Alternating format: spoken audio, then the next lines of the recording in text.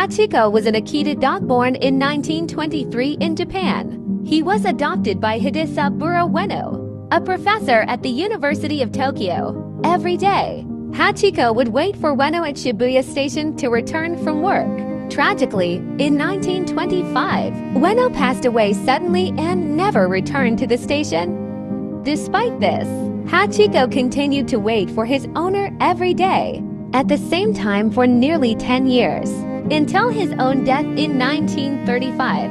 Hachiko's loyalty moved many people who saw him at the station, and his story was widely publicized in Japanese newspapers. He became a national symbol of loyalty and devotion. In 1934, a bronze statue of Hachiko was erected at Shibuya Station, which has since become a popular meeting spot and a lasting tribute to his faithful spirit.